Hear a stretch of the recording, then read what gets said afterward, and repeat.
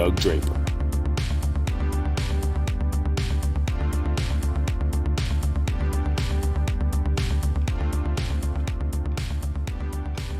Hello, everyone, and welcome to another exciting Global Trade this week.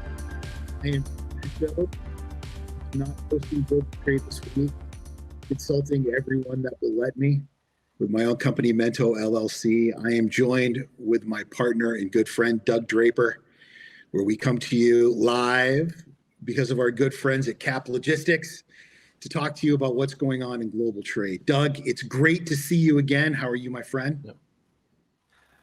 Doing pretty well. Just enjoying a Monday on live global trade. Couldn't be better. Enjoying a Monday, so you don't get that that Monday come down like a lot of other people? Not really. You know, I'm a big fan of the weather and how that keeps your mood very positive. And you made reference a while back that I'm looking outside, actually face a window. I didn't realize this, Pete. So here's a pro tip from everybody. If you're doing Zooms, face the light. Don't have the light from behind you and you look a little bit better. So that's why I got these great looks. But anyway, my point is I'm looking at a blue sky, not a cloud in the sky, and it's supposed to be 58 degrees today. So how can you be upset on a Monday with something like that? So is this like a feng shui tips from Doug Draper?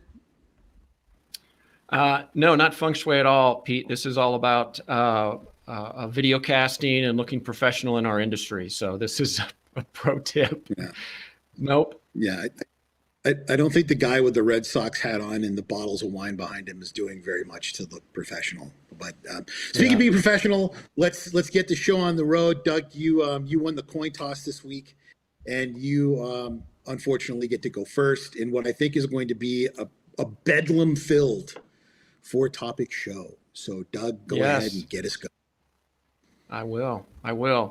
So my first topic is really about the carbon neutral seaborne container vessels and how the IMO, International Maritime Organization, is really pushing to have carbon neutral coming down the pike. And I think, you know, the beauty about this, Pete, and you can check me on this one here in a second, but I think that the goal is 50% reductions by 2050 from where they were in 2008. Believe it or not, that's 29 years away. It may seem like a lot, but you blink your eye, it's going to happen quickly. So I think what's going to happen, and there's going to be a lot of movement, momentum, and a lot of activity around trying to find the technology that's going to work to take CO2 out of our atmosphere and try to come up with the best option. So cool thing is that Maersk came out with a press release maybe a week ago about how one of their feeder vessels, not a big mothership, but a feeder vessel, so a little bit smaller. I think it was like 2,000 TEUs, was being powered by methane. And it had a fossil fuel backup, which you lead with the methane, but you still got the fossil fuel in case you got problems. But at least it's moving forward. And they made a commitment to have all vessels with this dual technology moving forward. So that's just an example. But here's the thing, Pete. The cool thing about this is that we're in the innovative stage of the adaptation curve, right? So I think what you're going to see from all the big container lines and the big box guys is there's going to be some technology, kind of some time for some innovation. I think we're going to be looking at liquid natural gas, batteries, maybe, hydrogen. I think ammonium has been brought up, and we could talk about the pros and cons of each one. But the cool thing is there's going to be a lot of press, a lot of activity. Now, how realistic is that right out of the gate? I don't know. The Maersk press release sounds awesome, but if you peel back the onion a little bit, it's like, okay, it's a feeder vessel. That's nice, and it has the backup fuel to go to oil in case something goes south. But hey, it's a start, and we're moving forward. So I think it's going to be happening. We're in the innovative stages of that adaptation curve. So I think there's going to be a lot of cool stuff that's going to pop up in the next handful of years. And to be honest with you, the big boys, the customers that these companies are servicing are demanding it. What is your footprint for sustainability, for carbon reduction. So it's a reality that's going to come down the pike. I just don't know. 29 years is the end date, but you can always change that date. So I'm excited to see what the innovators come up with. I think it's going to be a slower ride than we may think. So anyway, there's my 2 cents on that, my friend. What do you think? Well, when I saw your topics today, I wanted to make sure that I wore my sweatshirt today from my undergraduate alma mater, right? Hope that gets on there. I'm a proud graduate of Maine Maritime Academy, 1993 deck, marine transportation, very proud. I went to school to be a deck officer on merchant marine ships. Mother Ocean, I have heard your call, wanted to sail upon your waters since I was 3 feet tall. There is something to be said about men and women that go to sea. And the first thing that needs to be said is that when it comes to problems, we have to find ways very quickly to solve them.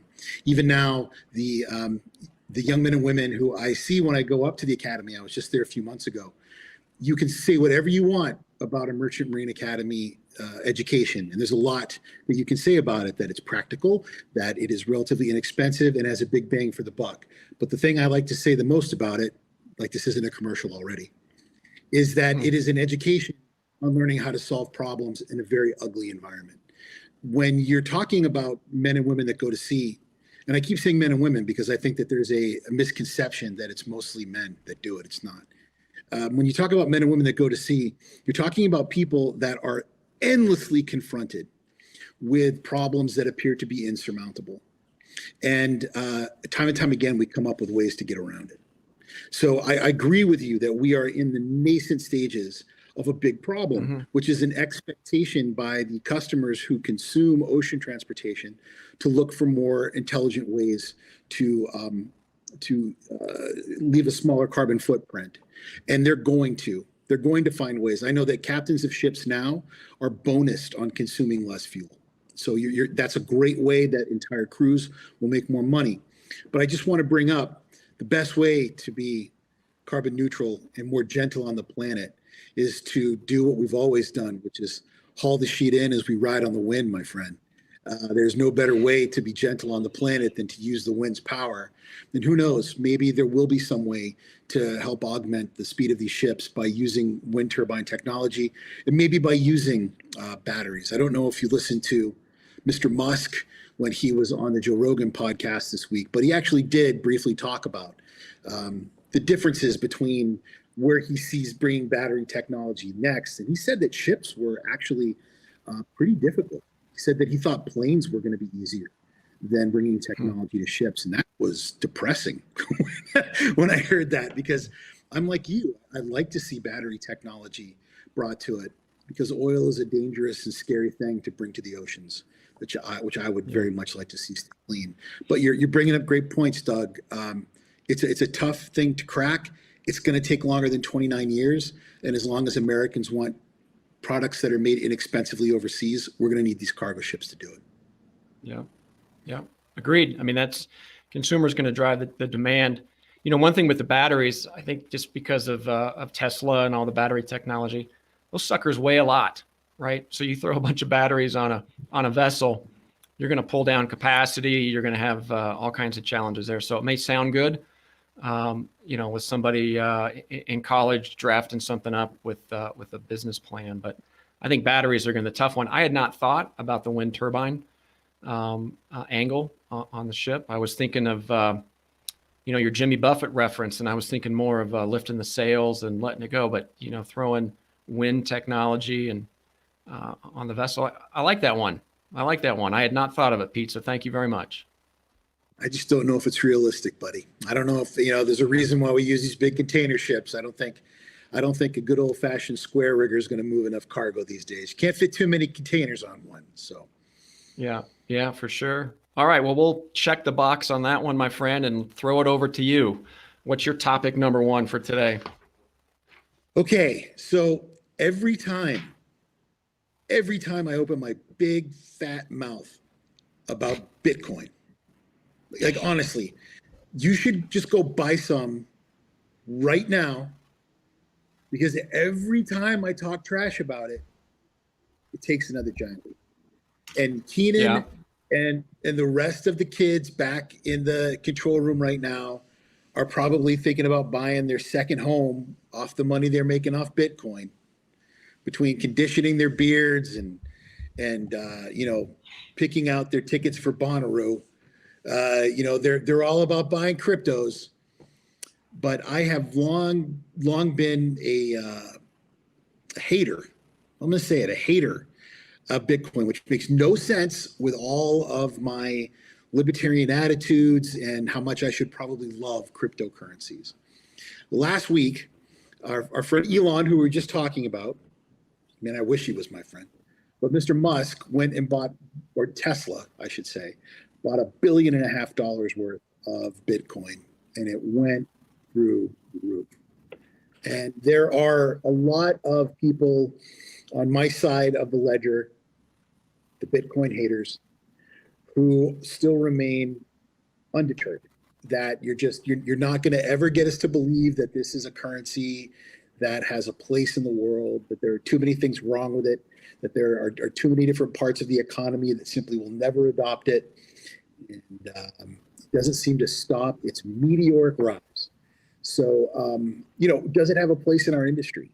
Will custom services ever accept it as a form of payment for tariffs? Are there freight forwarding firms that currently accept it as a form of payment for transportation and logistics? Are there people now that are buying it for equipment? I think you can buy the new Tesla truck in Bitcoin, I imagine. But where else are you able to use it as a currency in the logistics industry? Is it time for me to just shut up and buy some and get over myself and just admit that maybe Bitcoin has a place in the international world of commerce? I don't know, Doug. Do I have to stop screaming, get off my lawn, and just accept that the world has passed me by?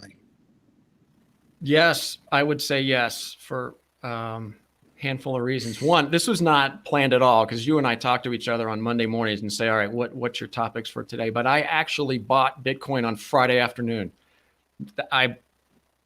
Scout's honor, man. I did it. So it was kind of funny when I saw you bring that up today. So, and I'm part of the problem, I would think, with the meteoric rise of what's going on. I know very little about it, but I think I need to be part of the club. So I ended up buying some, and we'll see. If I lose the money, I lose the money. It's like going to Vegas, I guess. But, I think the fact that you nailed it with Tesla, and there are some banks that are starting to invest in it. I read Goldman Sachs and Citibank, and it's kind of like a moonshot. I don't know if that's the right term or whatever, but this cryptocurrency concept of who created it, is it designed for illicit behavior and bad guys, and the volatility, all those things, you add them all up, and a lot of people think it's a scam, and there's no monetary basis behind it, right? It's just kind of this the people determine the value, which is exactly the point, of the ledger concept of it. So, the blockchain ledger is what I was trying to think of. So I don't know, man, it's starting to get some momentum. What's that? I think you need to look up the tulip crisis of the Netherlands and then let me know how you feel about Bitcoin. I'll just leave it at that. Yeah. Well, I think it's coming. What form or fashion? Who knows? But it's gaining momentum, and people want to get in on the hustle before it's too late. And one new terminology I use before we jump off this one is a satch, right? So Keenan, who's our wizard behind the board, I mentioned I was going to buy some Bitcoin, and he just peppered me with all of this terminology and everything else. And I said, I felt like Jerry Maguire. I'm like, you had me, you lost me at Bitcoin, right? But apparently the smallest unit of measure that will be used to buy a cup of coffee or whatever it may be is a satch, right? SATS, I think, which is after the supposed founder of Bitcoin. So anyway, I think it's coming. It's inevitable. And the scam thing behind it, I think, is going to go away. Ask yourself what you're going to do with your Bitcoin. Are you selling it to buy dollars? Are you selling it to buy dollars to buy gold? Are you selling it to buy gold to buy dollars? Is it a commodity? I'm going to treat it like gold. No, it's just buy and hold. right? I don't plan to get into the details of it and short sell and all this other craziness. So just let me get my my hat in the ring and see what happens. Whatever. I can't wait till this is over with and Keenan's going to inundate me with, dude, you're doing this all wrong. You're not thinking about it right. I'm just going to hit leave discussion, go back to my cave and listen to my Frank Zappa records and wither away and die. All right. So, all right, we're at the halftime at the Cap Logistics Global Trade This Week discussion. And that means it's time for the third topic, which is also a doozy. So go ahead and hit us, Doug. All right. So it's related around the congestion. I know that's a big topic, and we're always, like I said, forward thinking. So it's about ocean freight, congestion at the ports. And I was thinking, all right, well, why don't we just open up some of these second tier ports, right? You always think of, LA and Dallas and Chicago as kind of gateway markets, and Denver's second or third tier, right? So you got all these congestion and hundreds of thousands of TEUs just sitting off the coast of LA. Just redirect them. Let's get into some of these smaller ports and help solve the problem. But I think that is not realistic for a handful of reasons. One, I don't think the industry can pivot fast enough, right? There's infrastructure needs that come into play, which are going to create problems. And kind of the analogy I was thinking of when I was putting this together was, kind of like an airplane. So here in Colorado Springs is about 75 miles south of Denver. So let's say you couldn't land at DIA for some reason. You're like, just fly the plane down to Colorado Springs and land it and get the people off. Well, that sounds good, but then the plane is not in the right spot and the people are not where they want to be. So then you have all this peripheral logistics and supply chain to reposition the things, the vessels and the freight to get where it's supposed to get. So by the time you do all that, and you throw the extra money into it, is it better just to hang out off the coast of California and just wait your turn?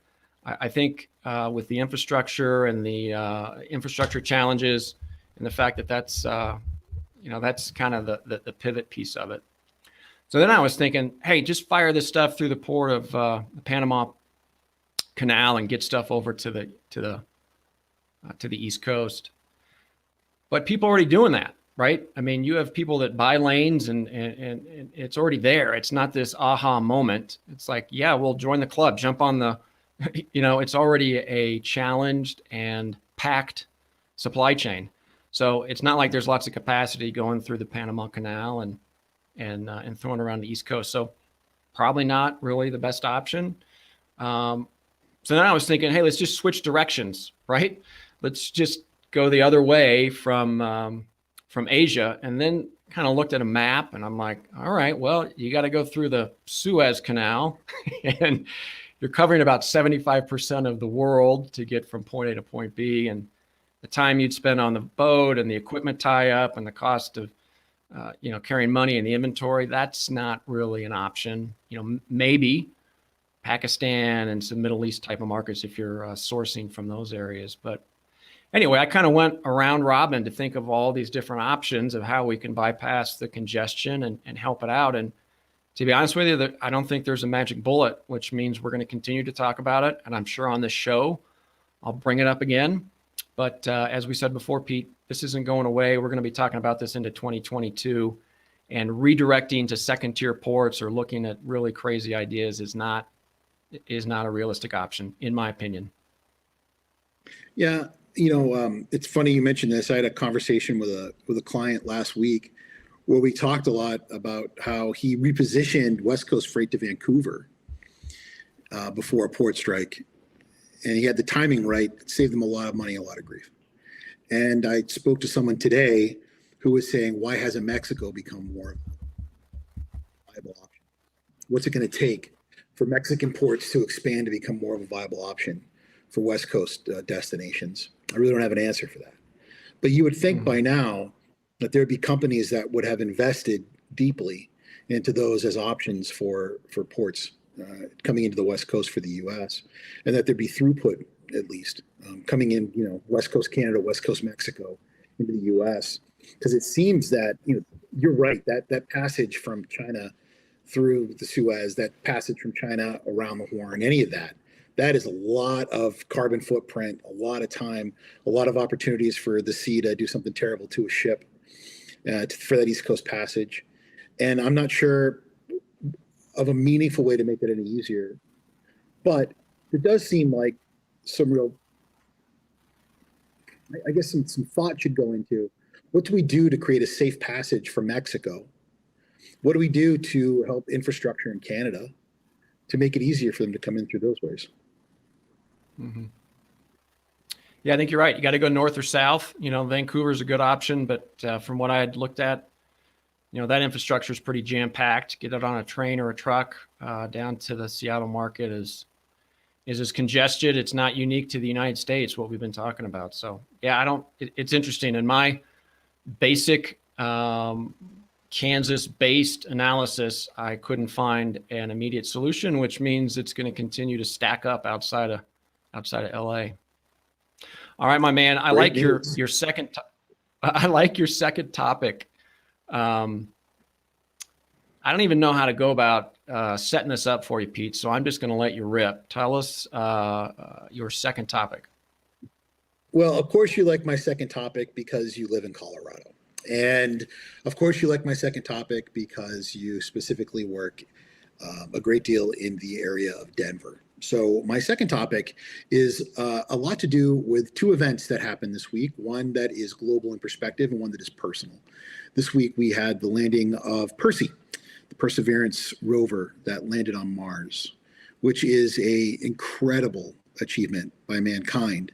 Yes, it happened by NASA. Yes, it was an American achievement to some degree, but it's a mankind achievement, right? We had this Mars rover that is a moving biological lab that landed in what we believe is a dead lake bed on Mars. And I make absolutely no joke about the fact that I pull no punches, that I'm a big geek and I love space exploration. And we're relatively confident that if we're going to find signs of any life that used to be on Mars, and we're also really confident that Mars was a carbon copy at some point billions of years ago of what the Earth looked like before its atmosphere failed. We're probably going to find it in an old broken lake bed if we're right. So now we have this biology lab that's roving around looking for some, fossilized evidence of a single cell entity. Well, you're in Denver, and the second thing that happened this week is, we went to the Hayden Planetarium at the Boston Museum of Science, and we went to a planetarium movie called, Mars, The Next Mission. And we watched these incredible planetarium movies about the manned mission to Mars, which didn't really get into the whole SpaceX thing that's happening. But so much of that is happening in your backyard. So much of what's happening about the global push for the next steps in human space exploration is happening in Colorado, whether it's the assembly line attitude that's happening regarding satellites, which is going on right there in downtown Denver, SpaceX, Sierra Nevada, a company that is near and dear to my heart. I have so many beautiful, wonderful friends that work at that company. All these companies, all these tech startups, all these little companies of 2 or 3 people that are involved in everything from software to actual flight operations. You're building a spaceport in Colorado. For just the physics fact that you're already a mile up. Why didn't anybody think of this to begin with, right? I mean, Houston and Cape Canaveral are at ground level. They're at sea level. So how much fuel do you have to waste to just get a mile up? The new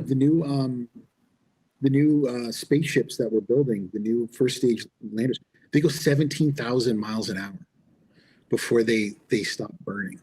And you're already going to be a mile up from it. Global logistics and these companies that we work with, we are moving parts and technology and finished product all over the world. We are moving them between Europe and the United States. We're moving experiments, we're moving mock-ups, we're moving prototypes. And because of that, we're doing a lot with export compliance. The level of care and the level of export controls that companies are doing is absurd.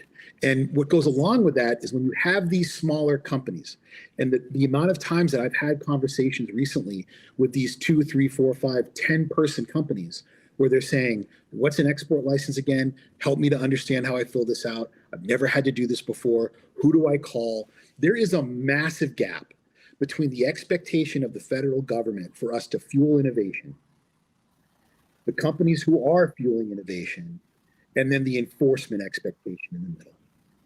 This attitude that we want you to keep building these amazing things, fueling innovation, creating global collaboration, but don't you dare break the law. There needs to be somebody in the middle helping these companies. And it can't be our employers, right? It can't be forwarding companies because we have too much to lose. The government needs to step in and help them to do the right thing. There needs to be more outreach. There needs to be a lot more learning, a lot more training, and a lot more hand-holding, because they're beginning to develop things that could be dangerous in the wrong people's hands. And they don't mean to, they certainly don't want to, but they could by mistake. So logistics firms and transportation companies need to do their best to get them towards these resources, but there simply aren't enough. And we can't be expected to be that stopgap when the government has the resources. Mm-hmm. Yeah. Well, I appreciate you making mention of Colorado. You know, you made mention of a couple of them. United Launch Alliance is here, Lockheed Martin. You mentioned the spaceport. You know, we're getting queued up, and it's a good vibe out here. But yeah, I think you nailed it, right? The innovation, that's what the U.S. government wants, this private public partnerships to let creativity take us to the next level, figuratively and literally. But you get some guys that are, you know, doing these moonshots. I made mention of that before. Just these amazing ideas and concepts that you can't overlay, you know, the rules and regulations per se, and just say, hey, this is how it worked in 1980 or 1970 when you made this widget that went on and was a screwdriver to go onto this, you know, this piece of metal. The technology is moving so fast, and I think you're spot on. You know, I said you ask for forgiveness, not permission, in one of my other episodes, but this is one place you do not want to do that. It's too big, it's too impactful, and it's too dangerous if these things get into the wrong hands. So I think there's a good opportunity for folks in our industry, you know, service providers and educators to really dive in deep and say, this is going to be my niche, and this is where I'm going to help out. So I think you nailed it. It'll be interesting whenever a private company starts managing the logistics up into a space station, or some type of logistics need outside of our atmosphere. Yeah, you know, that sounds crazy, but it's not. You've got right in your backyard, right? Sierra Nevada has built a reusable spacecraft, and they're going to be bringing up supplies, and they're going to be bringing back waste and garbage and experiments, people, you know, SpaceX, same thing. They've got a presence in Colorado. They're going to bring back people, experiments from the space station. And then, you know, we're talking about being in the moon and colonizing the moon in the next couple of years and using that as our base to go to Mars from. Same thing. These are going to be private companies that are bringing stuff back and forth. And if you don't think that there are going to be individual private companies involved in logistics that are managing that as well, you're crazy. You're absolutely nuts. So yeah, it's going to be part of it, man. Yeah. So two questions. One of which is, with air freight going to the moon, what is that rate per kilo, and how does the fuel surcharge factor in? Yeah, and will it be by volume, or will it be by weight? Yeah, I don't know. That's a great question. Yeah, who's the first company who's going to charge pallet rates, or is it going to be consolidation? I can't wait. Yeah. So that was my first question. The second question is really, as we end our discussion for this week, is you got some cool stuff happening on Friday with the TradeGeek podcast. I know that's a regular occurrence. Tell us a little bit about what you're doing at 11 o'clock Eastern time on Friday. Yeah, this week we're actually going to explore Bitcoin. I'm going to talk about currency as a concept. So what I normally find when I talk about currencies to non-economists is people don't understand what they are. So they think they do because they took Econ 101 at State U. But let's talk about what a currency is, what it really is, what it means, and how we apply it, how it's changed over the years, and then how it's going to continue to change because of cryptos, how cryptos are being applied now, and how they're going to radically change regardless of what Pete Mento thinks. And then because of that, let's also discuss blockchain, how blockchain is being applied to the logistics industry, how it's being applied to global trade, and then what some of the other technologies are that may disrupt blockchain, and where we see that going in the future. It's going to be a lot of fun. As always, because TAPA is the sponsor, there's going to be a big security angle that goes along with it. And Trade School is always fun. So Trade School every other Friday, 11 o'clock Eastern time. And I know that Uptime Logistics apparently has something coming out soon you wanted to talk about. Yeah, for sure. So Uptime, we're going to be dropping the show this week. Our guest was Mark LaCour. He's involved in the oil and gas industry. And so I won't have any spoilers, but first of all, he's a dynamic guy. He really knows his stuff. And the cool thing, Pete, is he takes these concepts and really dumbs them down, which is important for me as the host of the show, to really simplify a concept. And so really it's, what does it look like in 2021? You know, we didn't get into the politics of it. It's really, where do we go from here post pandemic in the oil and gas industry, and who's going to be winners? What do people need to do to make sure they're on the right side of that fence? So we're going to be dropping that this week. You can also, here's a cool thing, you can catch that at Cap Logistics. As I mentioned, Cap Logistics is the grease behind this wheel here. We mentioned Keenan, he's behind the board making it all happen. So I just want to thank Cap Logistics again, caplogistics.com, if you have any transportation needs. So Pete, with that, I think we're just going to wrap her up. I think we've accomplished our mission today. No pun intended. We got some references to some rock bands and Jimmy Buffett. We talked about space. And I think that's it, my friend. I'll see you next week, Doug. All right. Take care.